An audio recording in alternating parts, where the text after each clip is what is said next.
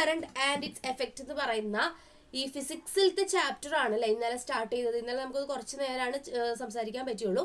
അതുകൊണ്ട് നമുക്ക് ഇവിടെ നിന്ന് തന്നെ വീണ്ടും ഇന്ന് സ്റ്റാർട്ട് ചെയ്യാം. Electric current and it's effects. അപ്പോൾ ഈ ചാപ്റ്റർ ഫിസിക്സ് ആണ്. ഫിസിക്സ് നമുക്ക് കുറേ പേർക്കൊക്കെ ബുദ്ധിമുട്ടൊക്കെ ഉള്ള ഭാഗങ്ങളാണ്. എന്നാലും കുഴപ്പമില്ല, നമുക്ക് ഒരുമിച്ച് പഠിച്ചു പോവാം. അപ്പോൾ ഇത് നമ്മൾ പ്രോബ്ലംസ് അല്ലെങ്കിൽ എക്സാമിന് വരുന്ന ക്വസ്റ്റ്യൻസ് മാത്രമല്ല ഡിസ്കസ് ചെയ്യുക, കൺസെപ്റ്റും കൂടെ ഡിസ്കസ് ചെയ്തിട്ടാണ് പോവുക. കാരണം കൺസെപ്റ്റ് മനസ്സിലായില്ലെങ്കിൽ നിങ്ങൾക്ക് എന്താ പ്രശ്നം? നിങ്ങൾ കുറേ പ്രോബ്ലംസ് പഠിച്ചു പോയി. അതേ പ്രോബ്ലംസ് അല്ലാതെ വേറെ രീതിയിൽ എന്തെങ്കിലും പ്രോബ്ലംസ് വന്നാൽ നിങ്ങൾക്ക് ചെയ്യാൻ പറ്റണമെങ്കിൽ കൺസെപ്റ്റ് അറിഞ്ഞിരിക്കണം. അപ്പം അതിനാണ് നമ്മൾ ബേസിൽ നിന്ന് കൺസെപ്റ്റിൽ നിന്ന് സ്റ്റാർട്ട് ചെയ്യുന്നത്. അപ്പം എന്തായിരുന്നു? Electric current and it's effect. അപ്പം നമ്മൾ ഇതിൽ ഇലക്ട്രിക് കറണ്ട് എന്താണെന്ന് പഠിക്കണം, അതുകൊണ്ടുള്ള എഫക്റ്റുകൾ എന്താണെന്നുള്ളത് പഠിക്കണം. അപ്പോൾ ഫസ്റ്റ് വേർഡ് ഇലക്ട്രിക് കറണ്ട്, അതിൽ നിന്നാണ് നമ്മൾ ഇന്നലെ സ്റ്റാർട്ട് ചെയ്തത് അല്ലേ. ഇലക്ട്രിക് കറണ്ട് എന്ന് പറയുന്നത് എന്താണെന്നാണ് പഠിച്ചത് നമ്മൾ? ഇലക്ട്രിക് കറണ്ട് എന്ന് പറയുന്നത് ചാർജിന്റെ ഫ്ലോ ആണ്. ഒരു ചാർജ് ഒരു സ്ഥലത്ത് നിന്ന് മറ്റൊരു സ്ഥലത്തേക്ക് മൂവ് ചെയ്യുന്നതാണ് ഇലക്ട്രിക് കറണ്ട് എന്ന് പറയുന്നത്. ആ ചാർജ് എന്ന് പറയുന്നത് പോസിറ്റീവ് ചാർജ് ആകാം അല്ലെങ്കിൽ നെഗറ്റീവ് ചാർജ് ആകാം. നെഗറ്റീവ് ചാർജിന്റെ ഫ്ലോ എന്ന് നമ്മൾ പറയാം ഇലക്ട്രോൺസിന്റെ ഫ്ലോ എന്നാണ് പറയാം. അപ്പൊ മെയിൻലി ഇലക്ട്രിക് കറണ്ട് എന്നതുകൊണ്ട് ഉദ്ദേശിക്കുന്നത് ചാർജിന്റെ ഫ്ലോ, അതായത് ഇലക്ട്രോണിന്റെ ഫ്ലോ.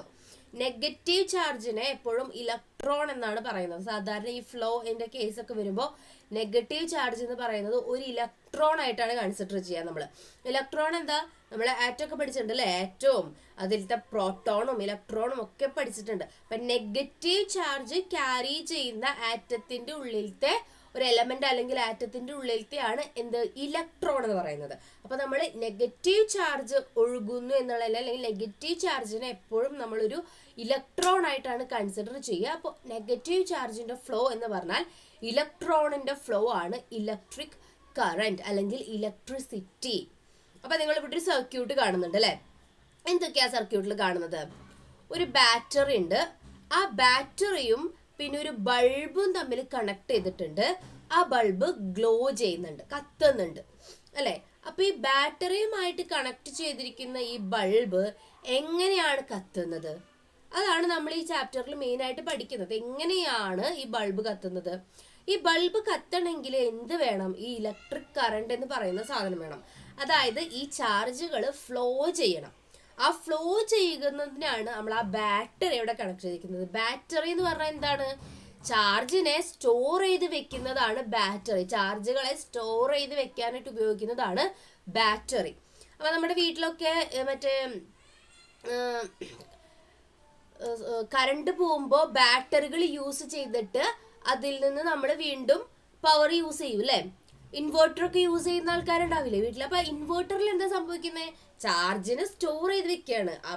പവർ ഇല്ലാത്തപ്പോ ആ ചാർജ് ഉപയോഗിച്ച് ഇലക്ട്രിസിറ്റി പ്രൊഡ്യൂസ് ചെയ്യാൻ വേണ്ടിയിട്ട് ആ ചാർജിനെ സ്റ്റോർ ചെയ്ത് വെക്കുന്നതാണ് ഈ ബാറ്ററി എന്ന് പറയുന്നത്. അപ്പൊ ഒരു ബാറ്ററി അവിടെ കൊടുത്തിട്ടുണ്ട്, ഒരു ബൾബ് ഉണ്ട്. അപ്പൊ ഈ ബാറ്ററിയിൽ നിന്ന് സ്റ്റോർ ചെയ്തിട്ടുള്ള ചാർജുകൾ ഈ ബൾബിലേക്ക് മൂവ് ചെയ്ത് അല്ലെങ്കിൽ ഫ്ലോ ചെയ്ത് ഒഴുകി എത്തിക്കഴിയുമ്പോഴാണ് ഈ ബൾബ് ഗ്ലോ ചെയ്യുന്നത്.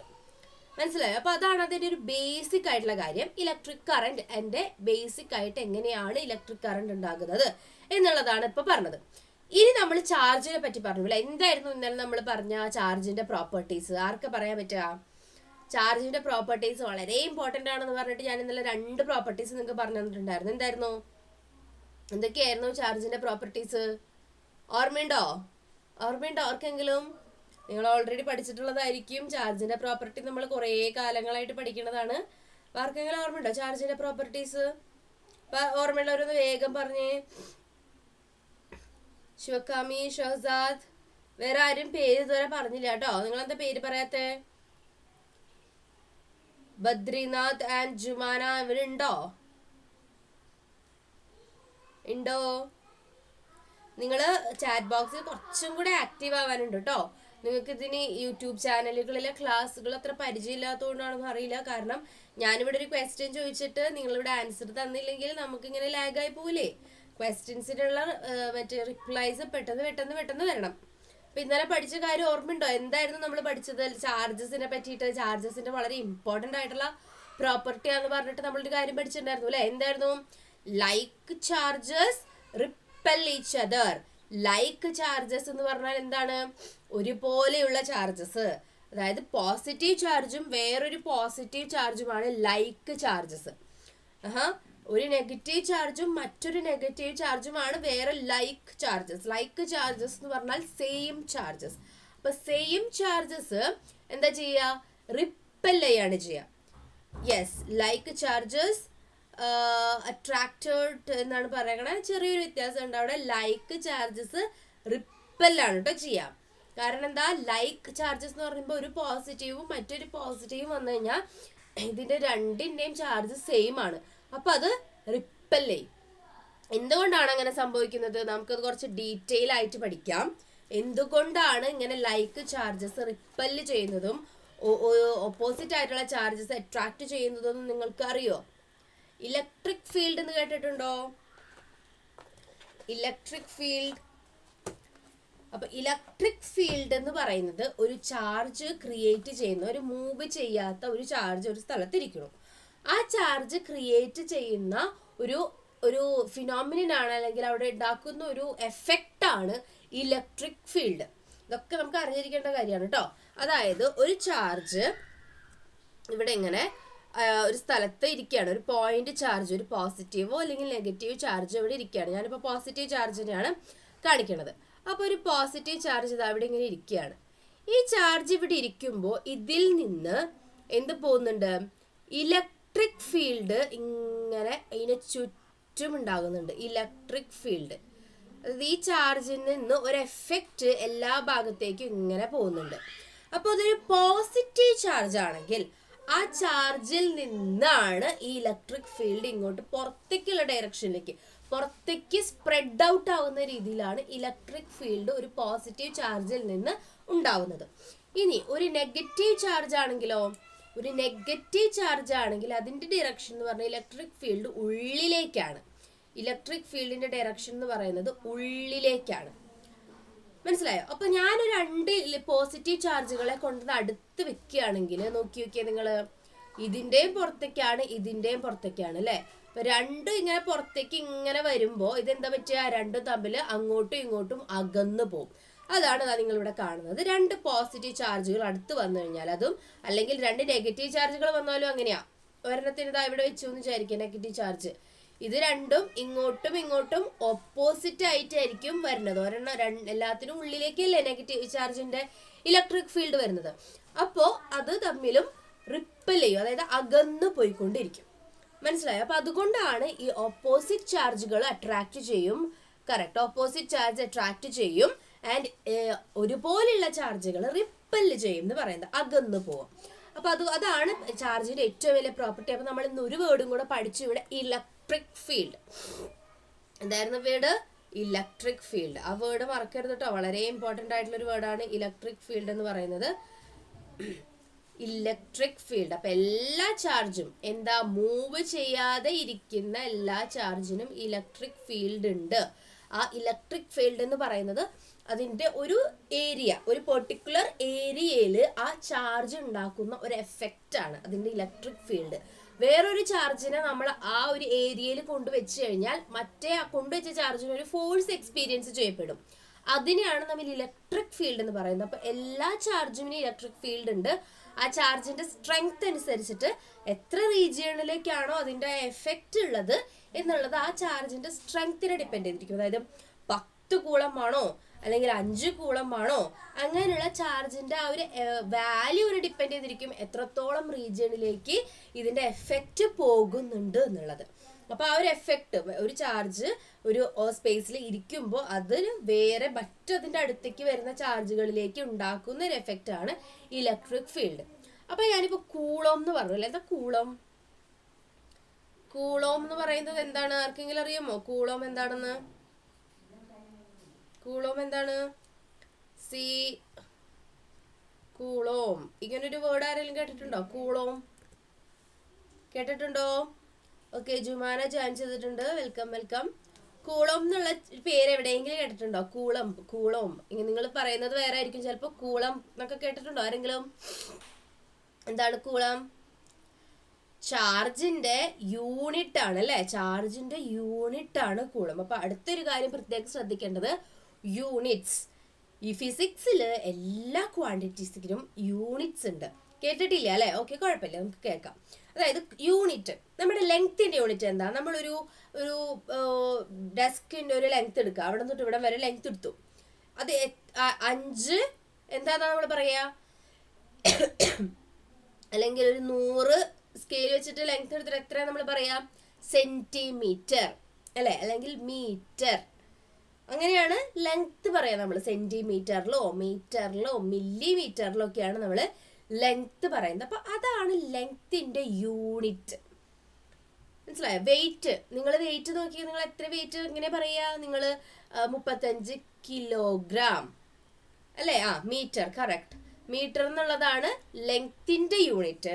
അതുപോലെ വെയിറ്റിന്റെ യൂണിറ്റ് എന്ന് പറയുന്നതാണ് കിലോഗ്രാം. അപ്പൊ നമ്മള് ആ വെയിറ്റ് ഒക്കെ പറയണെങ്കിലും 40 എന്ന് മാത്രം പറഞ്ഞാൽ അതൊരു വെയിറ്റ് ആവില്ലേ? 40 കിലോഗ്രാം അല്ലെങ്കിൽ 40 ഗ്രാം, 500 ഗ്രാം എന്നൊക്കെ പറഞ്ഞാലാണ് അതൊരു വെയിറ്റ് ആണെന്ന് മനസ്സിലാവണം. അപ്പൊ ആ ഒരു യൂണിറ്റ് ആണ് ഒരു ക്വാണ്ടിറ്റീനെ നിർണയിക്കുന്നത്.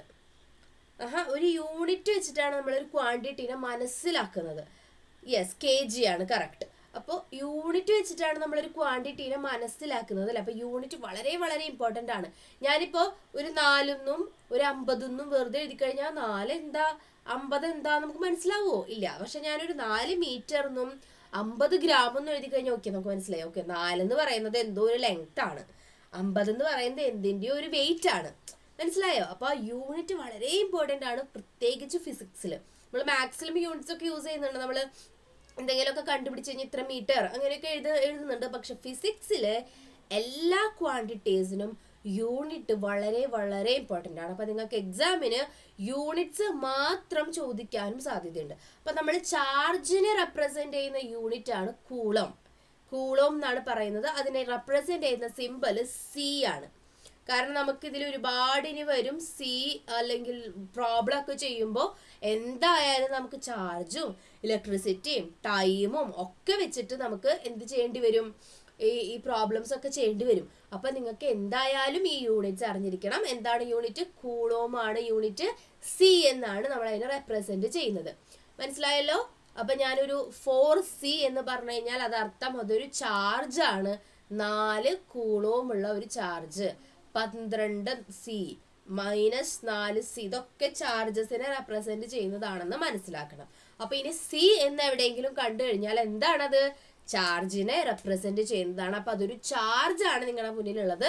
എന്തല്ല വേറെ സി എന്ന് പറഞ്ഞത്? സി എന്ന് പറയുന്നത് എന്തുട്ടാ? വെറുതെ ഒരു സി അല്ല.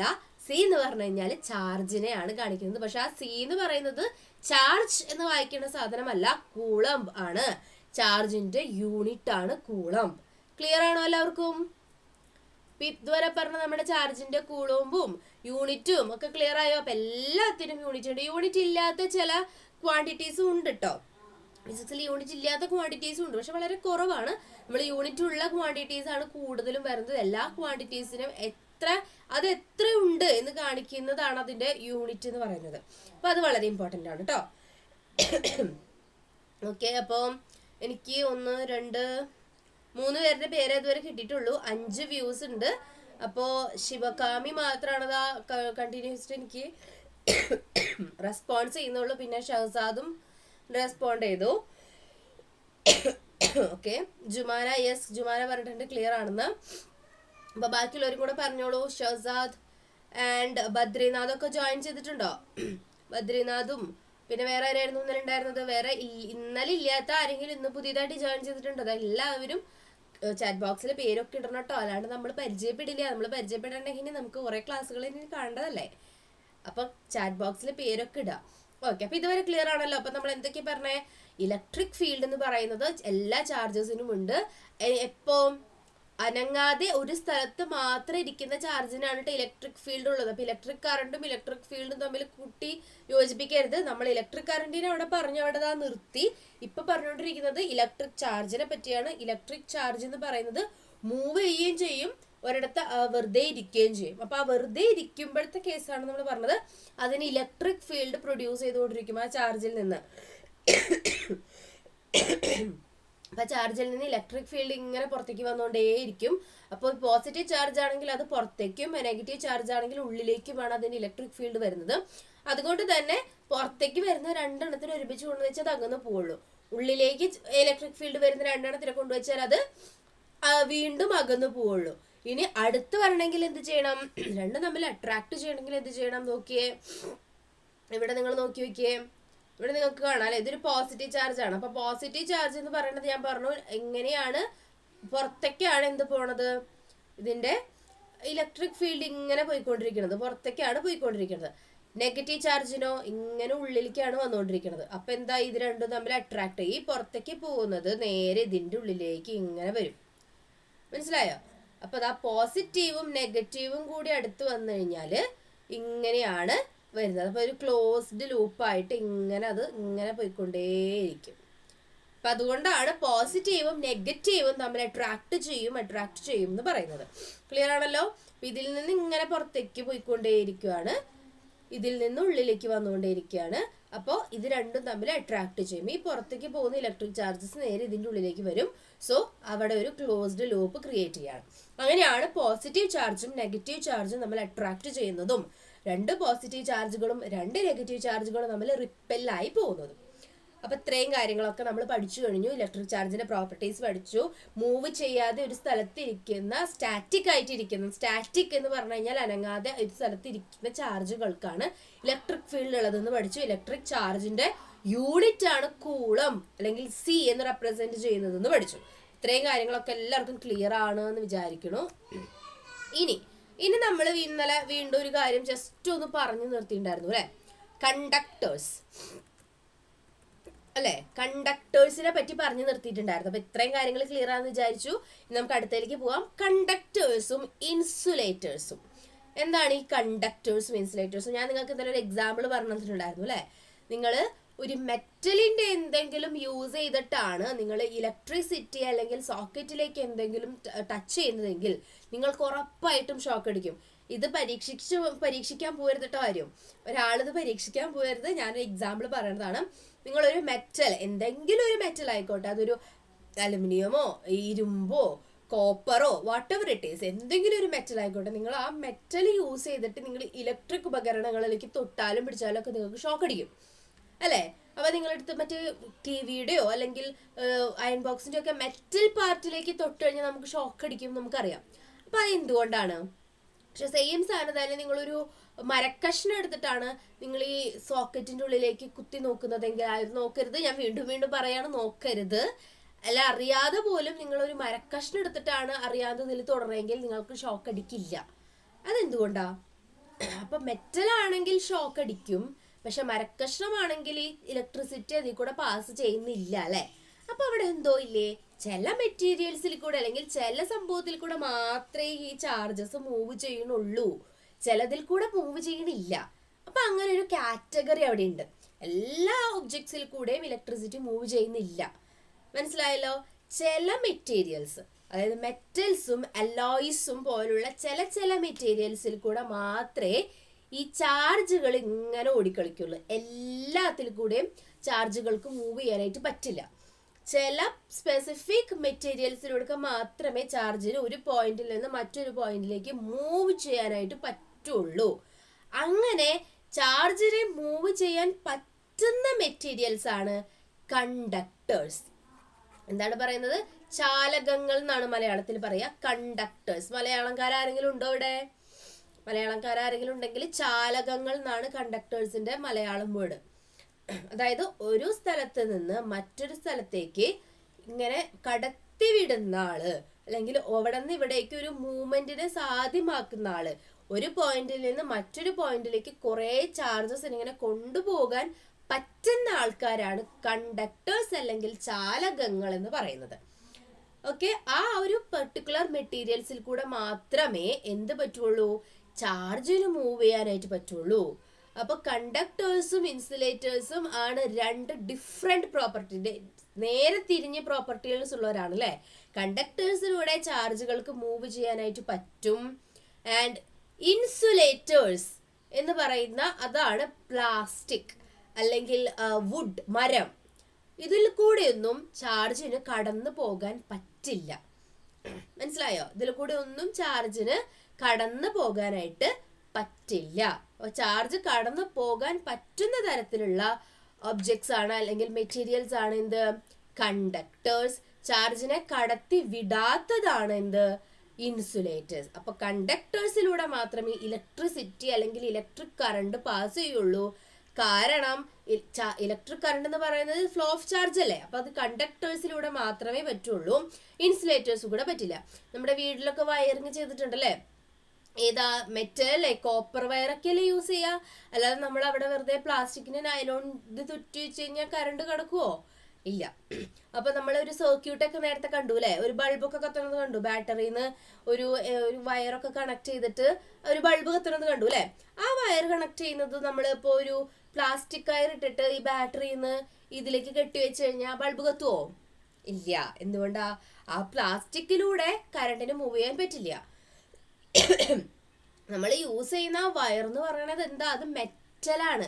നിങ്ങൾ ആരെങ്കിലും വയറൊക്കെ ഉള്ളിലത്തെ ഭാഗമൊക്കെ കണ്ടിട്ടുണ്ടോ? മറ്റേ നമ്മുടെ ഒരു ചുവപ്പും നീലയും കളറുള്ള വയറുകളൊക്കെ വീട്ടിലൊക്കെ കാണും അല്ലേ. ചില ഇലക്ട്രീഷ്യൻസ് ഒക്കെ വരുമ്പോൾ അവരൊക്കെ കൊണ്ടുവരണ കാണാം. അതിൻ്റെ ഉള്ളിലത്തെ ഭാഗം ആരെങ്കിലും കണ്ടിട്ടുണ്ടോ? മെറ്റലാണ്, അത് കോപ്പറാണത്, ചെമ്പ്. ആ മെറ്റലാണ് അതിൻ്റെ ഉള്ളിലുള്ളത്. അതിങ്ങനെ കുറേ നൂലുകളായിട്ട് ഇങ്ങനെ ഇരിക്കണ്ടാവും. അതിങ്ങനെ പിരിച്ച് പിരിച്ച് വെച്ചിട്ടാണ് ഒരു ഭാഗത്ത് നിന്ന് മറ്റൊരു ഭാഗത്തേക്ക് നമ്മൾ കറണ്ടിനെ കടത്തി വിടുന്നത്. അപ്പോൾ മെറ്റൽസിലൂടെ അല്ലെങ്കിൽ അലോയ്സ് എന്ന് പറഞ്ഞാൽ എന്താണ്? മെറ്റൽസ്, ഒന്നിലധികം മെറ്റൽസ് കൂടി ചേർന്നിട്ട് ഉണ്ടാക്കുന്നതാണ് ലോഹ സങ്കരങ്ങളാണ് എന്ത്? അലോയ്സ് എന്ന് പറയുന്നത്. ഇപ്പൊ അലുമിനിയം അല്ലെങ്കിൽ വേറെ ഐ തിങ്ക് കോപ്പർ എല്ലാം കൂടി കൂട്ടിച്ചേർത്തിട്ട് ഉണ്ടാക്കുന്ന ഒരു അലോയ് ആണ് സ്റ്റീല്. സ്റ്റീൽ എന്ന് പറയുന്നത് ഒരു മെറ്റലാണ്, പക്ഷെ അത് ഒരു മെറ്റൽ അല്ല, ഒന്നിലധികം മെറ്റൽസിന്റെ അലോയ്സ് ആണ്, ലോഹ സങ്കരങ്ങളാണ് എന്ത്? അലോയ്സ് എന്ന് പറയുന്നത്. അപ്പൊ അലോയ്സിൽ കൂടെയോ അല്ലെങ്കിൽ മെറ്റൽസിലൂടെയുമാണ് കറണ്ടിന് കടന്നു പോകാൻ പറ്റുന്നത്. ഇനി കറണ്ടിന് കടന്നു പോകാൻ പറ്റാത്തത് എന്തൊക്കെയാണ്? പ്ലാസ്റ്റിക്, വുഡ്, ഇതൊക്കെയാണ്. അപ്പൊ നിങ്ങളിപ്പോ എന്റെ ബാക്കിലുള്ള വേർഡ്സ് കാണുന്നില്ലെങ്കിൽ കുഴപ്പമില്ല കേട്ടോ, ഞാൻ ഈ നോട്ട്സ് എല്ലാവർക്കും ഷെയർ ചെയ്ത് തരുന്നതാണ്. അപ്പൊ അതാരും പേടിക്കേണ്ട, നോട്ട്സ് ഒക്കെ കിട്ടും. ഓക്കെ ആണല്ലോ. അപ്പൊ ഇത്രയും കാര്യങ്ങളാണ് നമുക്ക് കണ്ടക്ടേഴ്സിലും ഇൻസുലേറ്റേഴ്സിലും പറയാനുള്ളത്. ഇനി കണ്ടക്ടേഴ്സിനും ഇൻസുലേറ്റേഴ്സിനെ പറ്റി ആർക്കെങ്കിലും എന്തെങ്കിലും സംശയം ഉണ്ടോ? ഉണ്ടെങ്കിൽ ഒന്ന് വേഗം ഒന്ന് ചോദിച്ചാൽ എല്ലാവരും, അല്ലെങ്കിൽ ക്ലിയർ ആയെങ്കിൽ വേഗം ഒരു തംസ് ഇട്ടോ. നിങ്ങൾ തംസ് ഒക്കെ ഇട്ടാലാണ് എനിക്ക് അടുത്ത ടോപ്പിക്കിലേക്ക് വേഗം വേഗം പോകാൻ പറ്റുള്ളൂ. വേഗം ഒരു തംസ് ഒക്കെ കിട്ടേ, വേഗട്ടോ, സമയങ്ങളല്ലേ, വേഗം എന്നാലേ നമുക്ക് അടുത്ത ടോപ്പിക്ക് പോകാൻ പറ്റുള്ളൂ. നിങ്ങൾക്ക് ഇത് ക്ലിയർ ആയി എന്നുള്ള മനസ്സിലാവാണ്ട് ഞാൻ ഇങ്ങനെ പുതിയത് പഠിപ്പിക്കുക. അപ്പൊ നമ്മൾ ഇന്ന് ചാർജിനെ പറ്റി പറഞ്ഞു, ചാർജിന്റെ യൂണിറ്റ്സിനെ പറ്റി പറഞ്ഞു, ഇലക്ട്രിക് ഫീൽഡുകൾ എന്താന്ന് പറഞ്ഞു. യെസ്. അപ്പൊ ശിവകാമിയും ഷഹസാദും ഇട്ടിട്ടുണ്ട്, വെരി ഗുഡ്. ജുമാന ഇട്ടിട്ടുണ്ട്. വേറെ ആരും ഇതുവരെ എൻ്റെ അടുത്ത് പേര് പോലും പറഞ്ഞിട്ടില്ല. വേറെ ആരെങ്കിലും ഉണ്ടോ ഇവിടെ? ബദ്രീനാഥ് ഉണ്ടോ ഇവിടെ? വേറെ ആരെങ്കിലും ഉണ്ടോ? ഇല്ല എന്ന് തോന്നുന്നു. ഓക്കെ. അപ്പോ നമ്മളിപ്പോ കണ്ടക്ടേഴ്സിനെയും ഇൻസുലേറ്റേഴ്സിനെയും പറ്റി പറഞ്ഞു കഴിഞ്ഞു അല്ലെ. കണ്ടക്ടേഴ്സ് ഉണ്ട്. കണ്ടക്ടേഴ്സ് എന്ന് പറയുന്നത് ചാർജിനെ കടത്തി വരുന്ന മെറ്റീരിയൽസ് ആണ്. ഇൻസുലേറ്റേഴ്സ് എന്ന് പറയുന്നത് ചാർജിനെ കടത്തി വിടില്ല, അല്ലെങ്കിൽ ഇലക്ട്രിക് കറണ്ടിനെ, ഇലക്ട്രിസിറ്റിനെ കടത്തി വിടില്ല. അത് യൂസ് ചെയ്തിട്ട് നമുക്കൊരു ബൾബ് കത്തിക്കാനോ അല്ലെങ്കിൽ വേറൊരു ഇലക്ട്രിക് ഉപകരണം വർക്ക് ചെയ്യിപ്പിക്കാനോ സാധിക്കില്ല എന്ന് പറഞ്ഞു. ഇനി നമ്മൾ ശ്രദ്ധിക്കേണ്ടത് എന്തുകൊണ്ടാണ് ഇങ്ങനെ ഒരു വ്യത്യാസം വരുന്നത്, എന്തുകൊണ്ടാണ് ചില മെറ്റീരിയൽസിലൂടെ കടന്നു പോകുന്നതും എന്തുകൊണ്ടാണ് മറ്റു ചില മെറ്റീരിയൽസിൽ കൂടെ കടന്നു പോകാൻ പറ്റാത്തതും. എന്തായിരിക്കും അവിടുത്തെ? ഇപ്പൊ എന്തോ ഒരു കാര്യം ഉള്ളത് കൊണ്ടല്ലേ ഇങ്ങനെ സംഭവിക്കുന്നത്. മെറ്റൽസിൽ കൂടെ പോകുന്നുണ്ട്, പക്ഷെ പ്ലാസ്റ്റിക് കൂടെ പറ്റുന്നില്ല. കാണുമ്പോ രണ്ടും ഏകദേശം ഒരേപോലെ, ഒരേ തടിയും ഒരേ നീളമൊക്കെ ഉള്ളത് എടുത്താൽ പോലും അങ്ങനെ പറ്റുന്നില്ല. അപ്പൊ അതിനുള്ളത് എന്തോ ഉണ്ട്. റെസിസ്റ്റൻസ് എന്ന് കേട്ടിട്ടുണ്ടോ നിങ്ങള്? റെസിസ്റ്റൻസ് എന്ന് കേട്ടിട്ടുണ്ടോ?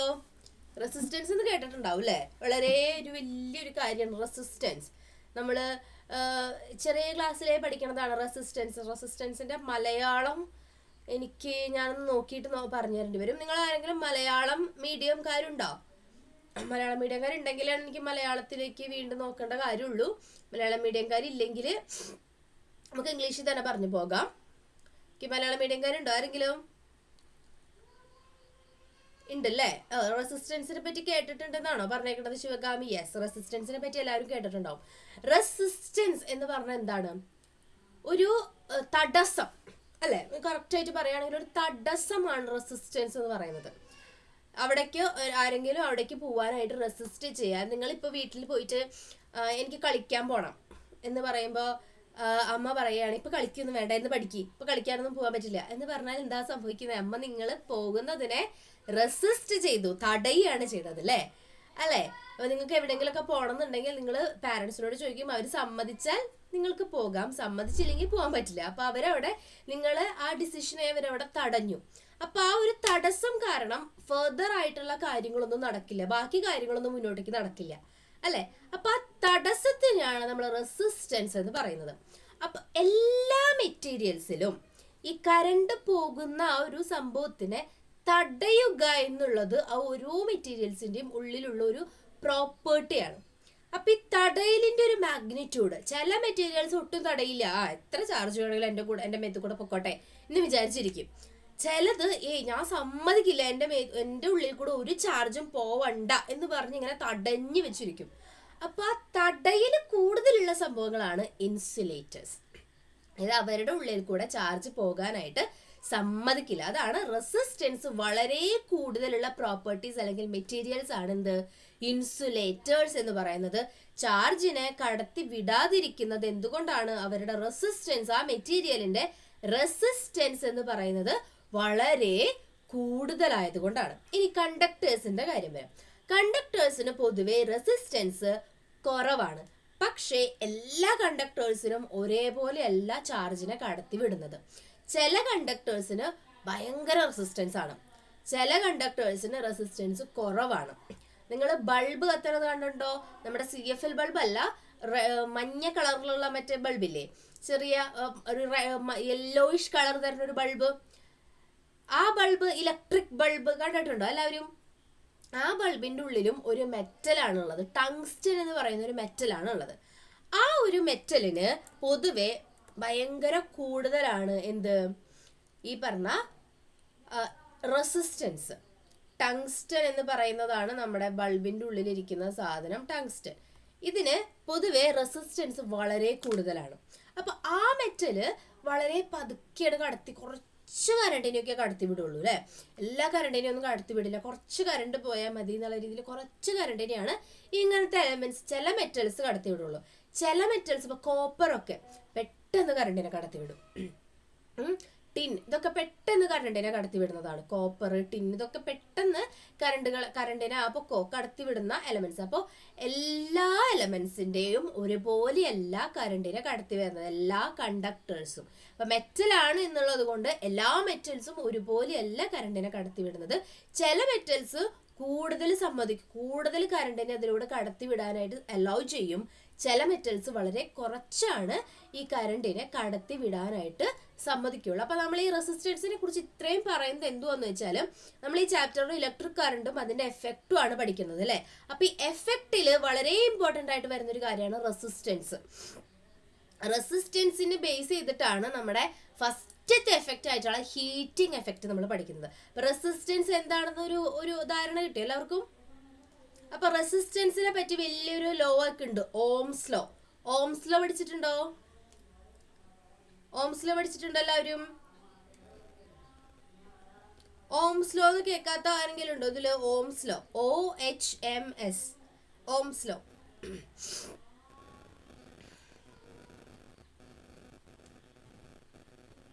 ആരും ഒന്നും പറയണില്ലല്ലോ. ഓംസ് ലോ എന്ന് പറഞ്ഞ് കേട്ടിട്ടുണ്ടോ?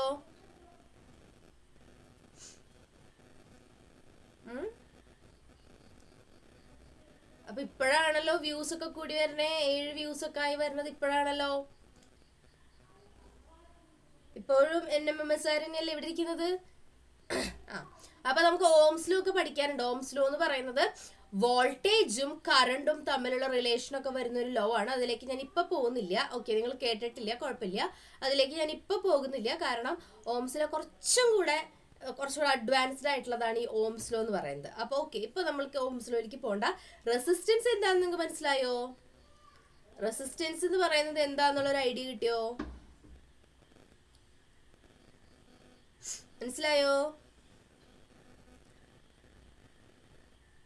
അപ്പോൾ നമുക്ക് ഇംഗ്ലീഷിലൊക്കെ പറയുകയാണെങ്കിൽ റെസിസ്റ്റൻസ് എന്ന് പറയുന്നത് കറണ്ടിനെ കടത്തി വിടാനിലേക്ക് ഒരു opposition to the electric current എന്ന് പറയാം. കറണ്ടിനെ കടത്തി വിടാതെ ഇരിക്കുന്ന പ്രോപ്പർട്ടിയാണ് റെസിസ്റ്റൻസ്. എല്ലാ മെറ്റീരിയൽസിലും അത് ഒരുപോലെയല്ല. മെറ്റീരിയൽസ് മാറുന്നതിനനുസരിച്ച് റെസിസ്റ്റൻസ് എന്ന് പറയുന്നതും മാറും. ഓക്കെ, അപ്പോൾ ചില മെറ്റൽസ് തന്നെ എടുത്തോട്ട് ചില ലോഹങ്ങൾക്ക് റെസിസ്റ്റൻസ് വളരെ കൂടുതലാണ്. അതിലൂടെ കുറച്ച് കറണ്ട് മാത്രമേ കടന്നു പോകുള്ളൂ.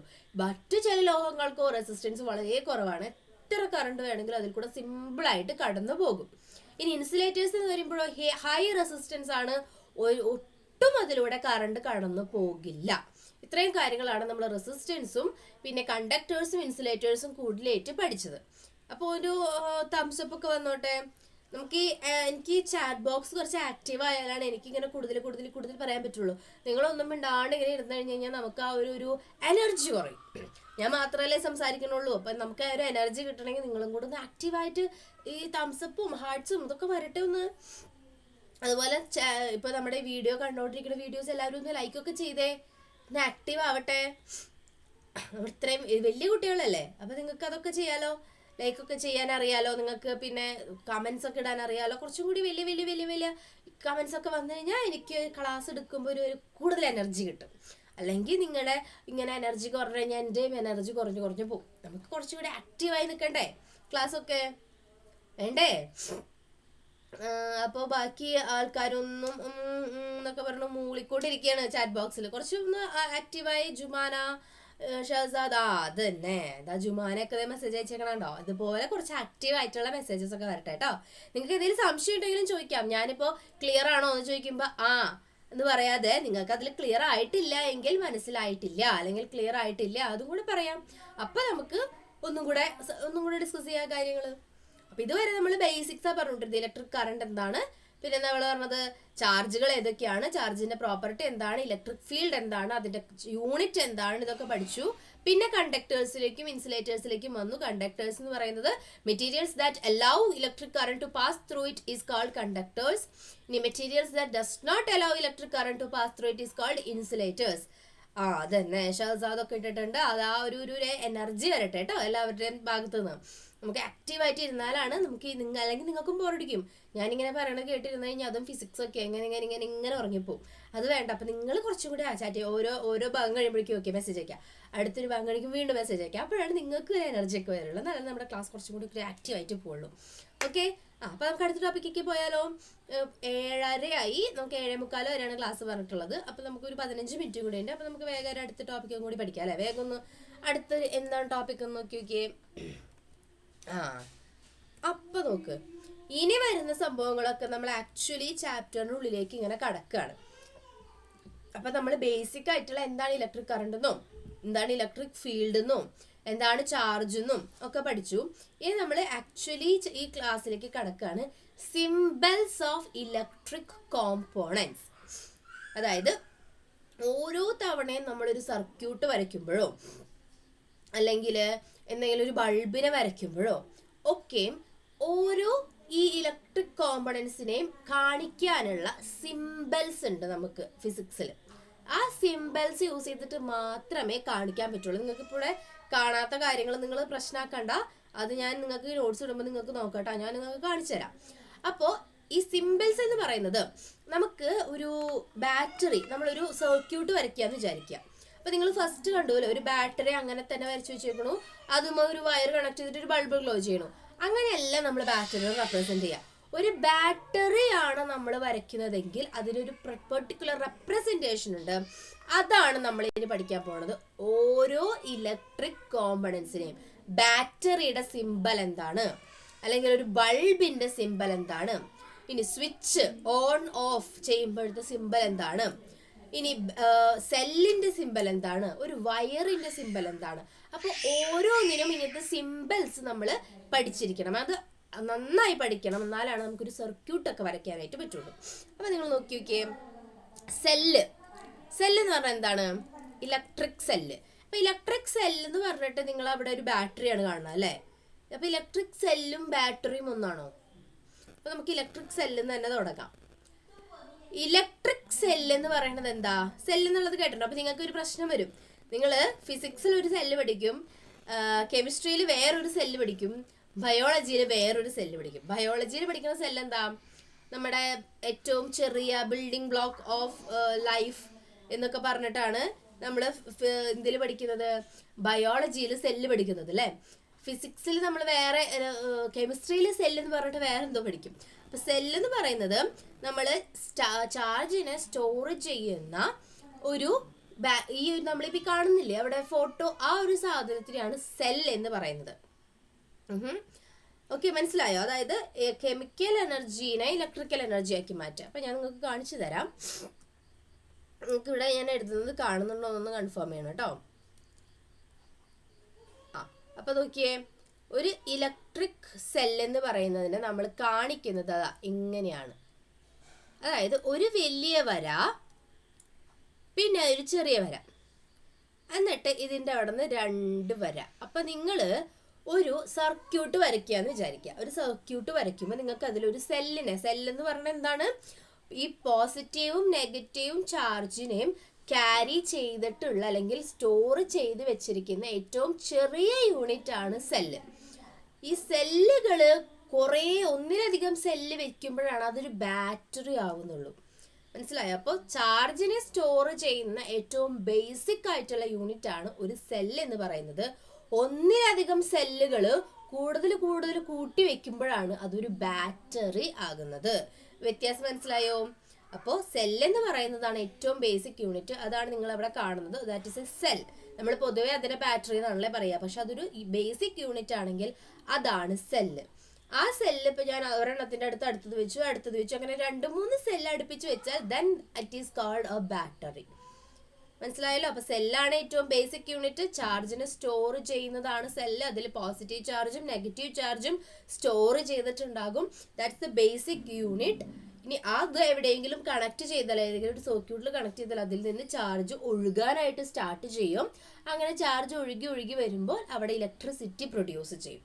ഇത്രയുമാണ് നമ്മുടെ സെല്ലിന്റെ ബേസിക് ആയിട്ടുള്ള ഒരു കൺസെപ്റ്റ്.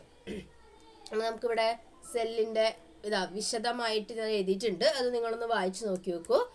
സെല്ലിന് ഇപ്പം എന്തുണ്ട്? ഒരു പോസിറ്റീവ് ടെർമിനലുണ്ട്, ഒരു നെഗറ്റീവ് ടെർമിനലുണ്ട്. Symbol of an electric cell ഒരു ലോങ്ങർ ലൈനും ഒരു shorter ലൈനുമാണ്.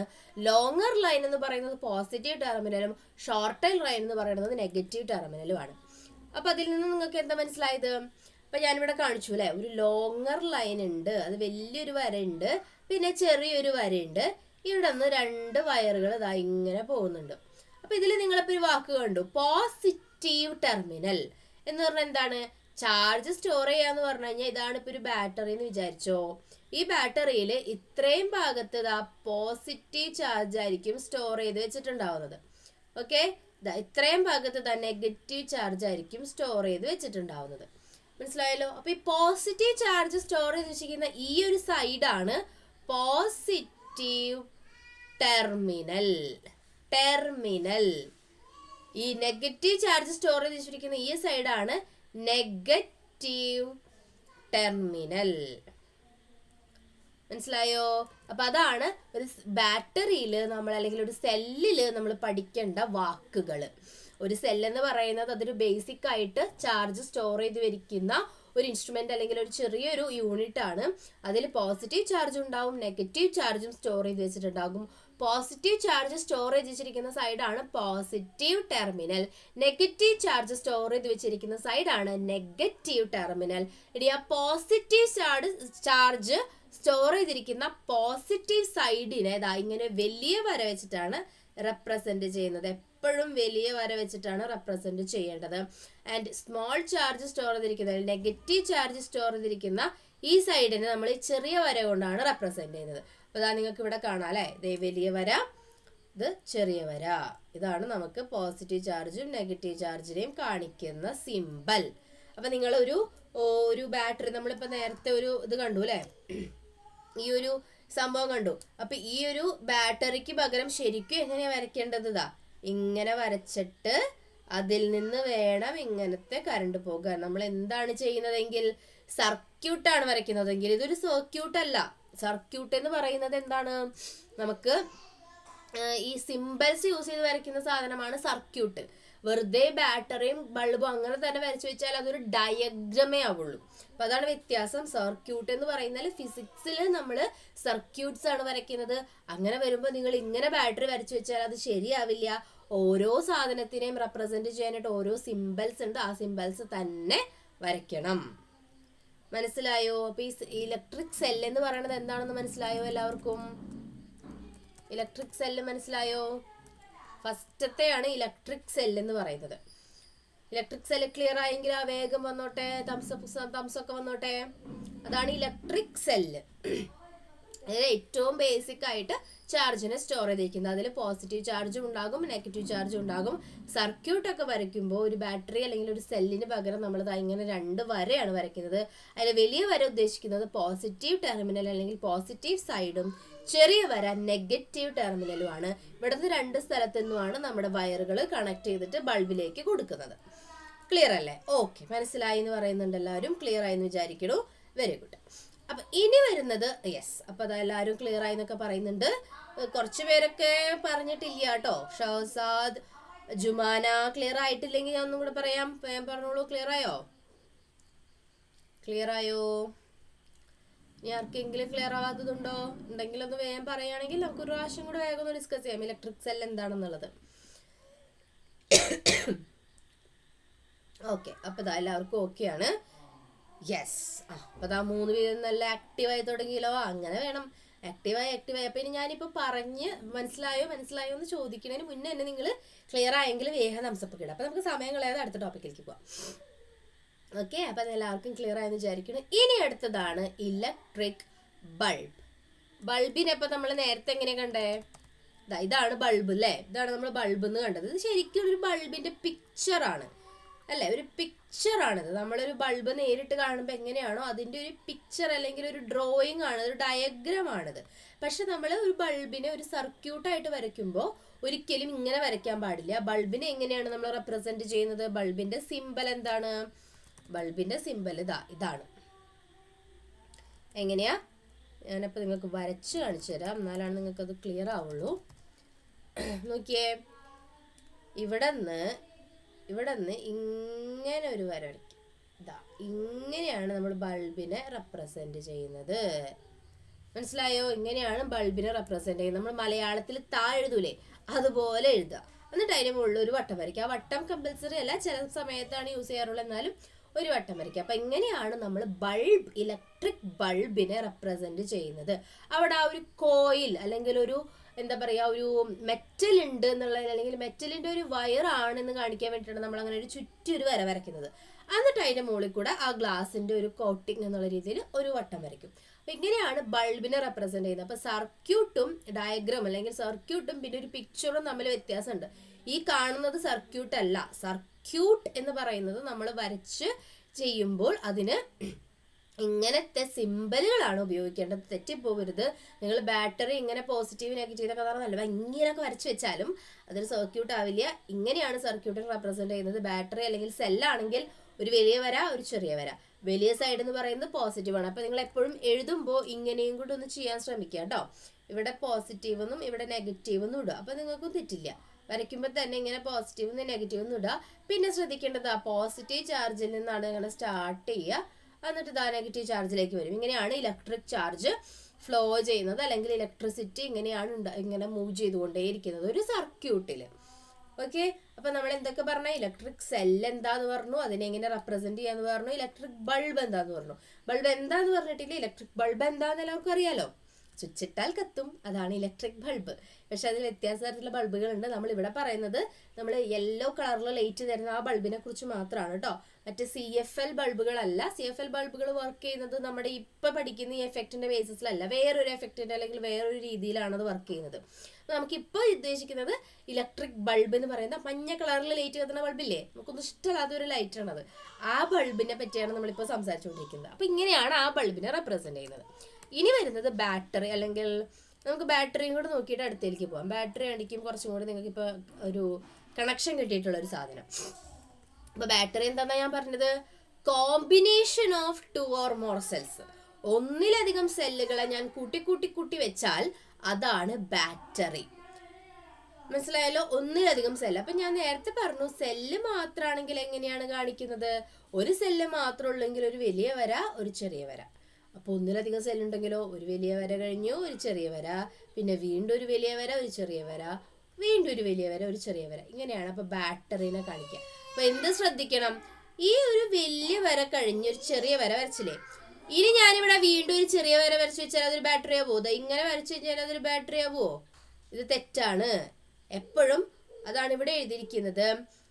ബാറ്ററിയില് positive terminal of one cell, ഒരു സെല്ലിന്റെ പോസിറ്റീവ് ടെർമിനല് മറ്റേ സെല്ലിന്റെ നെഗറ്റീവ് ടെർമിനലുമായിട്ടാണ് നമ്മൾ കണക്ട് ചെയ്യേണ്ടത്. നിങ്ങൾ മറ്റേ ടോയ്സിലോ ചെറിയ ചെറിയ കാറുകളിലൊക്കെ ബാറ്ററി ഇടും അല്ലേ? അപ്പൊ ചില രീതിയിൽ ഇട്ട് കഴിഞ്ഞാൽ അത് വർക്ക് ചെയ്യില്ല. അപ്പൊ നിങ്ങൾ ദൂരിട്ട് തിരിച്ചിടും അല്ലേ? അപ്പൊ അതാണ് പറയുന്നത്. അതിന് ഇടുന്നതിന് ഒരു പെർട്ടിക്കുലർ അറേഞ്ച്മെന്റ് ഉണ്ട്. വെറുതെ ഇട്ട് കഴിഞ്ഞാൽ പോരാ. ഒരു സെല്ലിന്റെ പോസിറ്റീവും നെഗറ്റീവും വന്നു കഴിഞ്ഞാൽ ആ രണ്ടാമത്തെ സെല്ലിന്റെ പോസിറ്റീവ് വെക്കേണ്ടത് ആദ്യത്തെ സെല്ലിന്റെ നെഗറ്റീവിനോട് ചേർന്നാണ്. നമ്മൾ നേരത്തെ പഠിച്ചുല്ലേ, രണ്ട് നെഗറ്റീവ് ചാർജുകൾ വന്നു കഴിഞ്ഞാൽ റിപ്പൽ ചെയ്യും, രണ്ട് പോസിറ്റീവ് ചാർജുകൾ വന്നാൽ റിപ്പൽ ചെയ്യും. അപ്പൊ അതാണ് നമ്മൾ ഇവിടെ അപ്ലൈ ചെയ്യുന്നത്. നമുക്ക് അട്രാക്ഷൻ ആണ് വേണ്ടത്, എന്നാലാണ് ഇതിൽ നിന്ന് മറ്റേതിലേക്ക് ചാർജ് നേരെ ഫ്ലോ ആവുള്ളൂ. അപ്പോൾ ഒരെണ്ണത്തിന്റെ പോസിറ്റീവ് ടെർമിനലും മറ്റൊരു സെല്ലിന്റെ നെഗറ്റീവ് ടെർമിനലുമാണ് കൂട്ടിവെക്കേണ്ടത്. അടുത്ത് വെക്കുന്നുണ്ടെങ്കിൽ വീണ്ടും ഓപ്പോസിറ്റ് ആയിട്ടുള്ള ടെർമിനൽ എന്ന് ഞാൻ പറയുന്നത് ഇപ്പൊ നിങ്ങൾക്ക് അത് ക്ലിയർ ആയി എന്നുള്ള ഒരു വിശ്വാസത്തിലാണ് കേട്ടോ. മനസ്സിലായോ? ആ ഒരു ഭാഗം മനസ്സിലായോ? അപ്പൊ നിങ്ങൾ തന്നെ എപ്പോഴെങ്കിലും ഒക്കെ ചിന്തിച്ചിട്ടുണ്ടാവും ഇങ്ങനെ ഇട്ടിട്ട് ശരിയാവില്ല, നേരെ തിരിച്ചിട്ട് കഴിഞ്ഞപ്പോൾ വർക്ക് ചെയ്തു. അതെന്തുകൊണ്ടാ? ആ അറേഞ്ച്മെന്റ് ശരിയായാലാണ് ബാറ്ററി വർക്ക് ചെയ്യുള്ളൂ. അപ്പോൾ ഒരു ബാറ്ററി ഇട്ടിട്ട് അതിന്റെ നമുക്ക് ബാറ്ററി ഒക്കെ കാണാമല്ലോ, ഒരു ഭാഗം ചെറുതായിട്ട് ഇങ്ങനെ പ്രൊജക്ട് ചെയ്ത് കണ്ടാവും. അതാണ് അതിന്റെ പോസിറ്റീവ് സൈഡ്.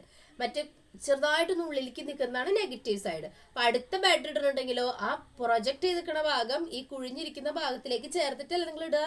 അതാണ് പോസിറ്റീവും നെഗറ്റീവും ടെർമിനലാണ് ഒരുമിച്ച് വരുന്നത്.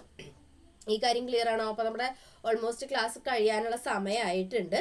അതുകൊണ്ടാണ് ഞാനിപ്പോൾ ചോദിച്ചത്. ഈ ഭാഗം ഇത്രയും വെച്ചിട്ടാണ് നമ്മൾ ഇന്ന് നിർത്താൻ ഉദ്ദേശിക്കുന്നത്. 7:45 നമുക്ക് 6:45 സ്റ്റാർട്ട് ചെയ്തല്ലേ. അടുത്ത ക്ലാസ് ഇപ്പോൾ സ്റ്റാർട്ട് ചെയ്യുമ്പോൾ ഇവിടെ. അപ്പോൾ നമുക്ക് അധികം നേരം ഇവിടെ നിൽക്കാൻ പറ്റില്ല, അതുകൊണ്ടാണ്. അപ്പോൾ ഇത്രയും ഭാഗങ്ങൾ ക്ലിയർ ആയോ? നമ്മളപ്പോൾ എന്താ പറഞ്ഞത്? അധികം കാര്യങ്ങളൊന്നും പറഞ്ഞിട്ടില്ല. നമ്മൾ ഇലക്ട്രിക് ചാർജ് അല്ലെങ്കിൽ അതിൻ്റെ ഫീൽഡ്, അതിൻ്റെ യൂണിറ്റ്, ഇലക്ട്രിക് കറണ്ട് എന്താണെന്ന് ഇന്നലെ പറഞ്ഞിട്ടുണ്ടായിരുന്നു. പിന്നെ നമ്മൾ ഇതിലേക്ക് വന്ന നേരം നമ്മൾ കണ്ടക്ടറും ഇൻസുലേറ്റേഴ്സും പറഞ്ഞു. അത് പറയുന്നതിൻ്റെ കൂടെ നമ്മൾ റെസിസ്റ്റൻസും കൂടെ പറഞ്ഞു. പിന്നെ നമ്മൾ ഈ സിംബൽസിലേക്ക് വന്നു. സിംബൽസിൽ നമ്മൾ സെല്ലും ബാറ്ററിയും ബൾബും, 3 സിംബൽസേ പഠിച്ചിട്ടുള്ളൂ, സെല്ലും ബാറ്ററിയും ബൾബും. ഓക്കെ, ഇത്രയും കാര്യങ്ങളാണ് നമ്മൾ ഇന്ന് ഡിസ്കസ് ചെയ്തത്. അപ്പോൾ ബാറ്ററിയുടെ കാര്യം ഞാനിപ്പോൾ ഇന്ന് പറഞ്ഞ് അവസാനിപ്പിക്കുകയാണ്. നാളെ നമുക്ക് ബാറ്ററിയിൽ നിന്ന് സ്റ്റാർട്ട് ചെയ്യാം. ഓക്കെ ആണോ? അപ്പം ഇത്രയും ഭാഗങ്ങൾ ക്ലിയർ അല്ലേ? അപ്പം ഇന്നത്തെ ക്ലാസ് നമ്മൾ ഇവിടെ വെച്ച് നിർത്തുകയാണ്. നിങ്ങൾക്ക് എല്ലാ ഭാഗങ്ങളും ക്ലിയർ ആയിട്ടുണ്ടാവുമെന്ന് വിചാരിക്കണേ. നിങ്ങൾക്ക് ക്ലിയർ ആവാത്ത എന്തെങ്കിലും ഉണ്ടെങ്കിൽ നിങ്ങൾക്ക് എൻ്റെ അടുത്ത് ധൈര്യമായിട്ട് പറയാം. ഞാൻ എത്ര തവണ വേണമെങ്കിലും റിപ്പീറ്റ് ചെയ്യാം കേട്ടോ.